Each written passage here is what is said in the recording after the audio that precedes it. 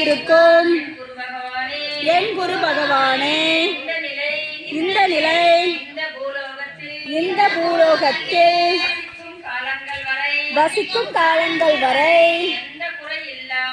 எந்த குறை இல்லாமல் நிவர்த்தனையில் மக்களுக்கு சேர வேண்டும்.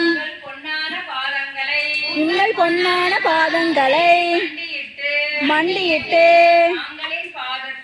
தாங்களின் பாதத்தில் சிரசை வைத்து கோடான கோடி மன்றாடி பிரார்த்தனை செய்கிறேன்.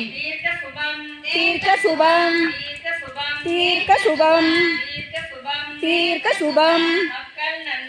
மக்கள் நன்மை மக்கள் நன்மை.